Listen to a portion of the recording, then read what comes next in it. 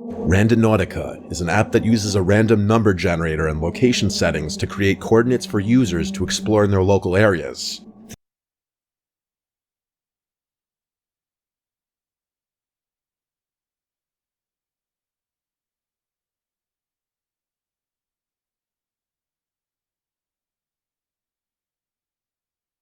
Randonautica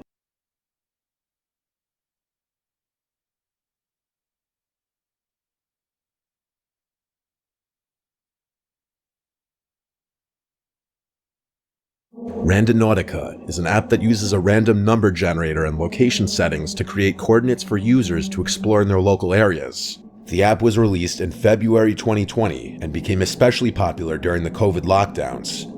People would often document their findings through video and post them online. Sometimes people find downright creepy things or places, or even find themselves at the scene of a crime. A viewer named David sent me this first story and footage. It was August of 2020. The weather had been good, and so he and a friend decided to use Randonautica out of boredom. They generated 4 anomalies in total, since the first 3 were in someone's backyard or inaccessible locations. In the app, anomalies are points that can be either attractors or voids. Attractors are clusters of random points that are very dense, while voids are clusters with a very low density.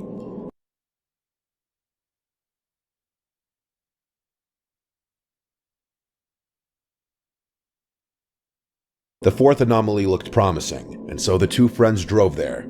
You can see on the screen the street they drove down, followed by the small path they went down after parking.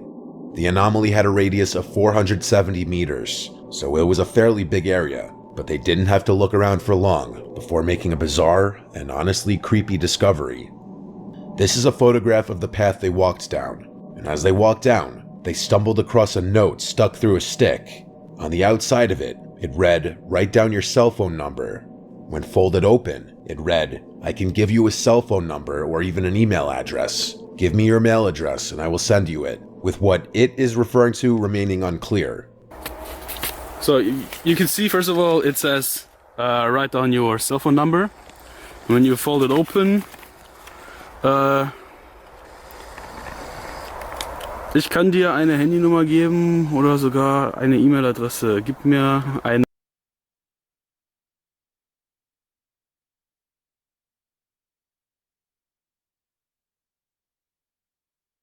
Mailadresse und ich sende es dir. So it says somewhere along the lines, I can give you a cell phone number or even an email address. Give me an email address and I'll send it to you. So yeah, that was just hanging on this tree here, on this branch, this piece of paper. I'm gonna put it back. He ended up writing his number on the note and putting it back on the stick. Right next to the note were a bunch of bras lined up on a fallen tree branch with no explanation. So yeah, that's a bunch of bras. In total, 1, 2, 3, 4, behind there, 5, 6. There are more. These items couldn't have been left there for more than a few days, as they were discovered on the 6th of August, and the last rainfall was 3 days earlier, yet the piece of paper showed no signs of ever having gotten wet. Among some of the other things that the friends found at the scene were 2 packages of condoms and a pot that was seemingly used for a fire. The friends returned the next day on the 7th, and the note where he wrote down his number was gone. You've been accused of plagiarizing your master's thesis. If you tell the truth, you can have this bucket. A few days later, he got a text from an unknown number just saying hi. He answered saying, "Hi, who is this?" The number then replied his address, and at this point he blocked the number. Whatever or whoever this little scene was meant for remains a mystery. This following footage, posted online by Taylor Vasquez, documents her disturbing findings when also using Randonautica.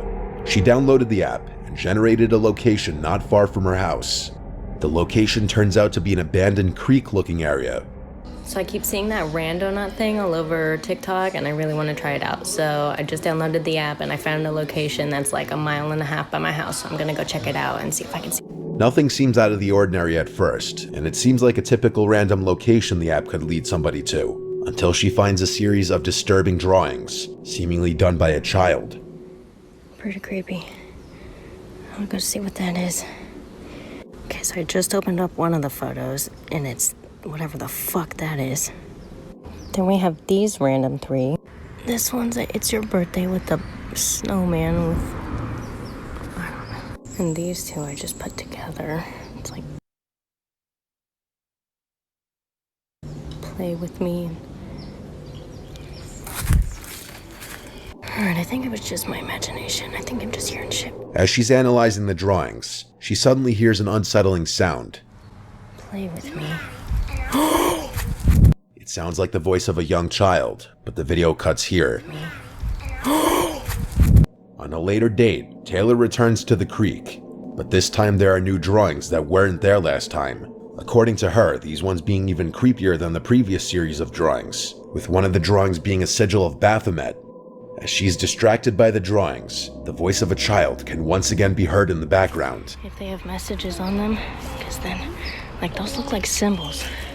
At first, she doesn't seem to hear it, but once she does, she makes a dash for it and the video cuts. I don't really see anything else. So, like... After uploading the video to TikTok, a viewer pointed out what appears to be the face of a young child peering from behind a tree. No one was with me, and tell me if you guys think that looks like a ghost child, because I don't know. Taylor uploads another video analyzing a journal she picked up from the creek, with each page revealing another unsettling message. Taylor returns to the creek one last time, and finds not only a Ouija board made out of a piece of cardboard, but also a large knife sitting next to it. This was the last time Taylor dared to return to the creek, and so whatever was going on here will remain a mystery.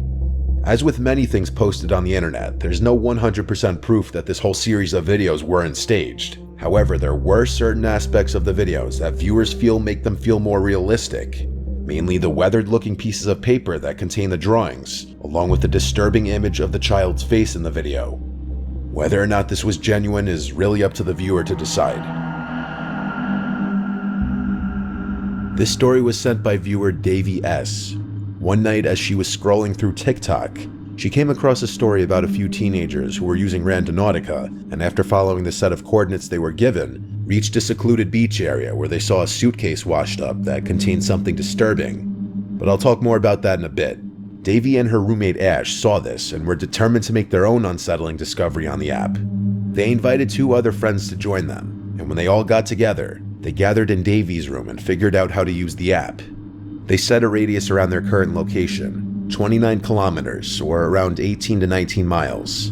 After hitting the button to get the location, a screen popped up telling them to set their intentions for what they want to learn and experience during the outing. The word they inputted was spooky. The location the app gave was eerily close to her house. Davey and her friends live in a rural part of Alabama on Lookout Mountain, and at the bottom of the mountain is an abandoned steel plant among a few other abandoned buildings in a lower income neighborhood. The location it gave the group of friends was 3 streets away from them. The location was on a very long road that led on for miles and miles without any other intersecting streets. The friends gathered into Davey's car with her friend Misa in the passenger seat and her friends Ash and Beck sitting in the back seat. It didn't take long for the girls to get to the street, and as Davey was about to turn left, she looked at the street sign Owl's Hollow Road. Davey's friends went from loud and excited to instantly quiet as she said, "We're here." Davey continued driving down this dark road surrounded by trees and no street lamps. It was pitch black at around 1 a.m., so the group was definitely feeling the creepiness factor kicking in. As they approached the destination, Davey pulled to the side of the road. At this point, all 3 of Davey's friends were becoming apprehensive about the whole thing, as they saw a very dark trail that led into the woods. The 4 friends sat in the car for a few minutes and laughed nervously about whether they should go through with this or not, but they all felt uneasy. The group started to agree that it felt like they were being watched. Despite being in a locked car, they felt vulnerable being alone with just a dying phone and a switchblade, so they all agreed to leave, and they pulled off further down the road. They kept driving, exploring this narrow road, and there was nothing but trees and the occasional street lamp. Davey was getting tired and decided to just do a 3-point turn on the very narrow road and go back home. There was a sense of relief, until the group realized they had to pass the trail again. And here are those ice-cold fireball shots. A bet's a bet. Tattoo time. No! How's the shading? Ignite your rivalry with Fireball. As they passed it, Davy looked in her rearview mirror and saw what seemed to be a hooded male figure standing in front of the trail. She pressed the gas even harder, but she didn't tell her friends what she saw because she didn't want to scare them. The friends briefly talked about that night before going to sleep around 2 a.m. The next morning, Beck went home and Davy took Ash to work. Misa decided to hang out with Davy for a little longer before she had to be home in a few hours. They discussed going back to the trail since it was daylight and they felt a bit more comfortable. They made their way back to the trail and got out of the car, this time with keys and phone in one hand and pocket knife in the other. As they walked up the trail, they realized it led uphill, something they didn't notice the night before because it was so dark. They started to feel like something was off, like they were being watched again. They made it to the top of the trail, which led to a clearing, almost like a dump site as she described it.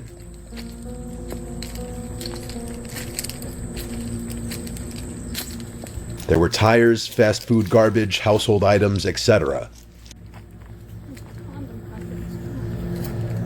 The two started looking around some more and came across a bunch of mattresses scattered throughout the clearing.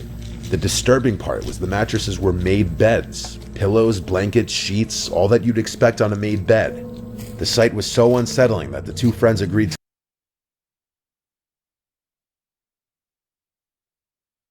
to leave. They hurried back downhill towards the car, and about halfway, Misa stopped in front of Davy and pointed into the woods and said, "What is that?" as she spotted a red cooler in a small ditch, something they hadn't seen on the way uphill. They stepped down into the ditch to examine it, and as they walked over to it, all the two friends could smell was the stench of something rotting. Upon looking around the surrounding area, she spotted a dead cat carcass lying a few meters away.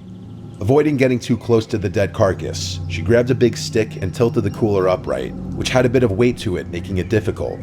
Something could be heard sloshing around inside of it like it was full of ice. She shoved the stick into the top of it and opened it slightly, and when it opened, a gust of hot, moist, putrid air hit Davy in the face. Bugs and maggots immediately started coming out of the cooler, along with a horrid smell of decaying overpowering the smell of the cat. Upon opening it a little more, what she saw was a wad of wet, matted black hair. Davy ran back to Misa and yelled to get in the car.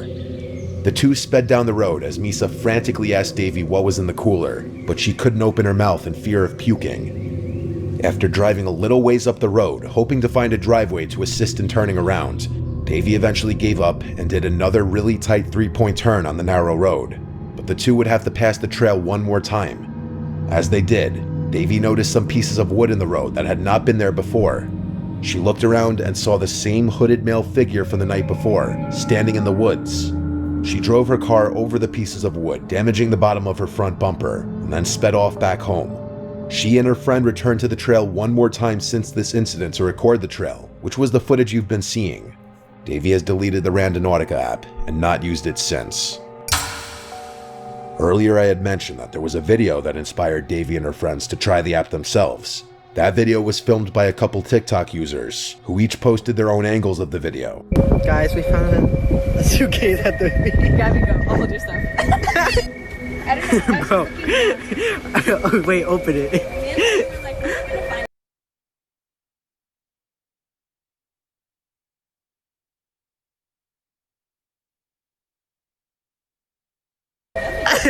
Open it. It stinks, y'all. It washed up.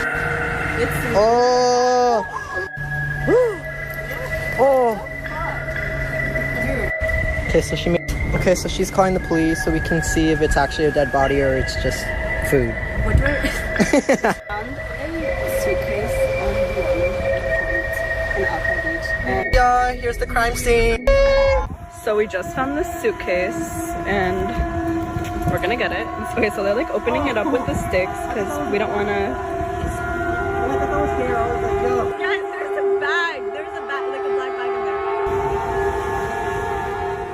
The Randonautica app generated a location that led them to a rocky breakwall below a jetty at the shore of Alki Beach in West Seattle, when they found a mysterious black suitcase washed up on a bunch of rocks under the bridge. As they approached the suitcase, they realized there was a foul odor emitting from the suitcase, and the contents of the suitcase may be more disturbing than they had initially thought. The teens called the police, but with Seattle police response times being notoriously slow, The police took 3 to 4 hours to show up, and by that time, the tide had risen enough to where the suitcase had washed away. It took a scuba team to retrieve the suitcase and its contents. The contents were indeed quite disturbing. The remains of a couple, Jessica Lewis, who was 35, and Austin Wenner, who was 27, were found inside of the black garbage bag inside the suitcase. Their murderer was their landlord, Michael Dudley, who the pair had previously argued with regarding their rent payments. It was reported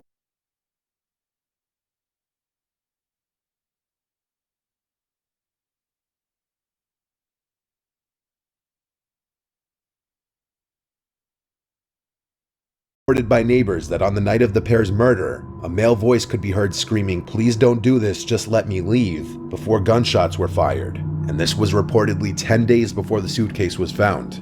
The videos had eventually been taken down by the teens. With so many people using an app that's designed to send you to randomly generated places, it's inevitable that sometimes people are going to run into some horrific things that they were not supposed to find. So if you do use the app or anything like it, it's best to just stay alert to your surroundings.